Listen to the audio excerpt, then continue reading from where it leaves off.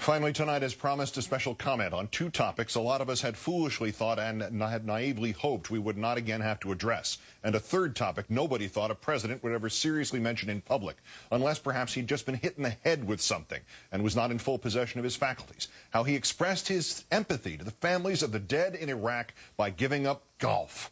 The president has resorted anew to the sleaziest fear-mongering and mass manipulation of an administration, of a public life dedicated to realizing the lowest of our expectations.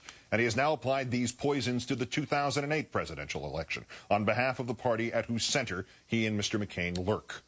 Mr. Bush has predicted that the election of a Democratic president could, quote, eventually lead to another attack on the United States. This ludicrous, infuriating, holier-than-thou, and most importantly, boneheadedly wrong statement came yesterday during an interview with Politico.com and online users of Yahoo. The question was phrased as follows: if we were to pull out of Iraq next year, what's the worst that could happen? What's the doomsday scenario? And the president replied, doomsday scenario, of course, is that extremists throughout the Middle East would be emboldened, which would eventually lead to another attack on the United States. The biggest issue we face is, it's bigger than Iraq, it's this ideological struggle against cold-blooded killers who will kill people to achieve their political objectives. Mr. Bush, at long last, has it not dawned on you that the America you have now created includes cold-blooded killers who will kill people to achieve their political objectives? They are those in or formerly in your employ who may yet be charged someday with war crimes. Through your haze of self-congratulation and self-pity, do you still have no earthly clue that this nation has laid waste to Iraq to achieve your political objectives? This ideological struggle you speak of, Mr. Bush, is taking place within this country. It is a struggle between Americans who cherish freedom, ours and everybody else's, and Americans like you, sir, to whom freedom is just a brand name, just like Patriot Act is a brand name, or Protect America is a brand name. But wait, there's more. You also said Iraq is the place where Al-Qaeda and other extremists have made their stand and they will be defeated. They made no stand in Iraq, sir. You allowed them to assemble there. As certainly as if that were the plan, the borders were left wide open by your government's farcical post-invasion strategy of, they'll greet us as liberators.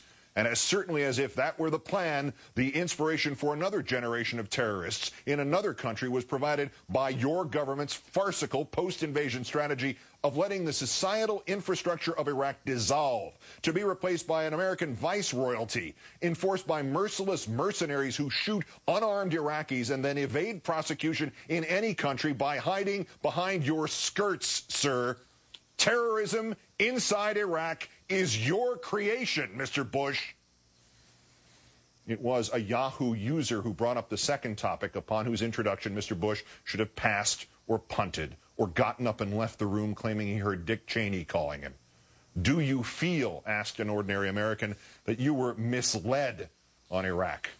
I felt like there were weapons of mass destruction. You know, mislead is a strong word. It almost connotes some kind of intentional. I don't think so. I think there was not only our intelligence community, but intelligence communities all across the world shared the same assessment. And so I was disappointed to see how flawed our intelligence was. Flawed.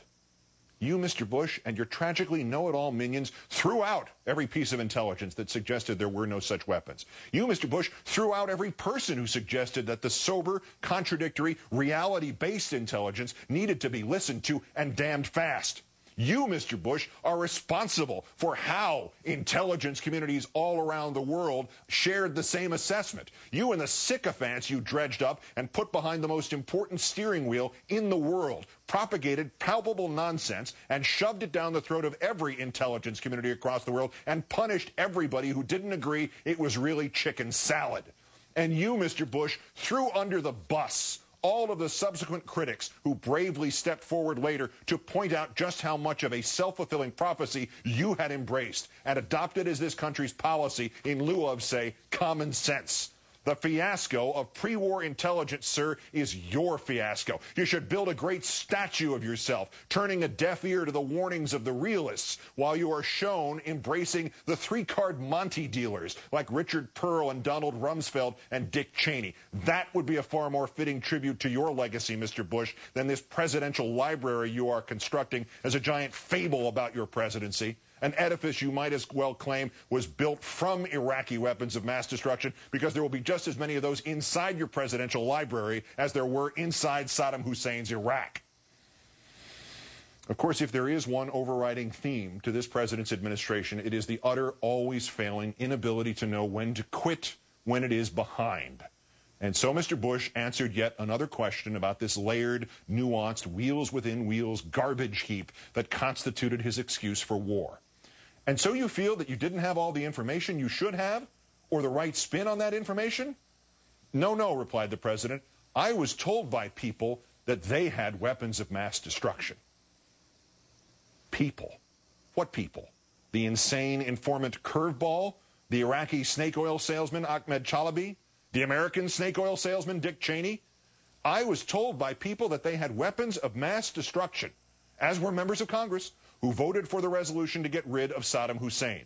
And of course, the political heat gets on, and they start to run and try to hide from their votes. Mr. Bush, you destroyed the evidence that contradicted the resolution. You jammed down the Congress's throat the way you jammed it down the nation's throat.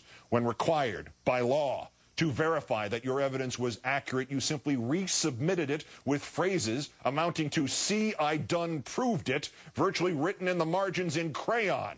You defied patriotic Americans to say the emperor has no clothes, only this time with the stakes, as you and the mental dwarves in your employ put it, being a mushroom cloud over an American city.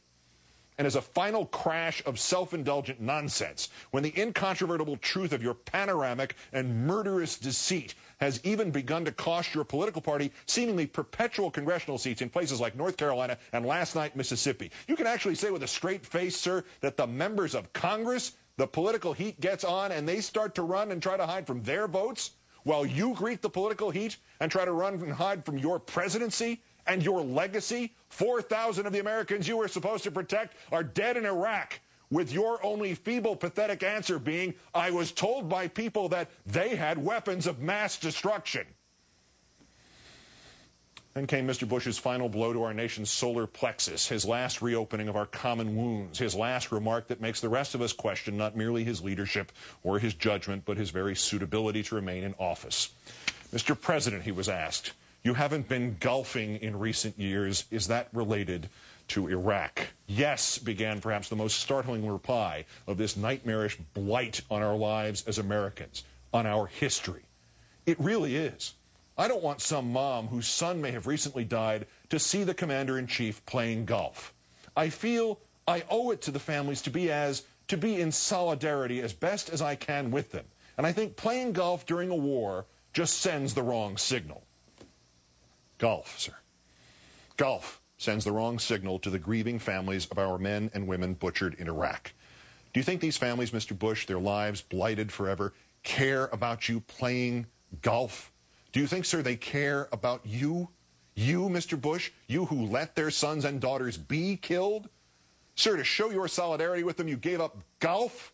Sir, to show your solidarity with them, you didn't give up your pursuit of this insurance scam, profiteering, morally and financially bankrupting war. Sir, to show your solidarity with them, you didn't even give up talking about Iraq, a subject about which you have incessantly proved without pause or backwards glance that you may literally be the least informed person in the world. Sir, to show your solidarity with them, you didn't give up your presidency. In your own words, solidarity, as best as I can, is to stop a game. That is the best you can? 4,000 Americans give up their lives, and your sacrifice was to give up golf? Golf. Not gulf. Golf. And still it gets worse, because it proves that the president's unendurable sacrifice, his unbearable pain, the suspension of getting to hit a stick and a ball together, was not even his own damned idea. Mr. President, was there a particular moment or incident that brought you to that decision, or how did you come to that? I remember when DeMaio was killed, who was at the UN, got killed in Baghdad as a result of these murderers taking this good man's life. And I was playing golf. I think I was in Central Texas, and they pulled me off the golf course, and I said, it's just not worth it anymore to do. Your one tone-deaf, arrogant, pathetic, embarrassing gesture, and you didn't even think of it yourself. The great Bushian sacrifice. An Army private loses a leg. A Marine loses half his skull. 4,000 of their brothers and sisters lose their lives. You lose golf, and they have to pull you off the golf course to get you to do just that.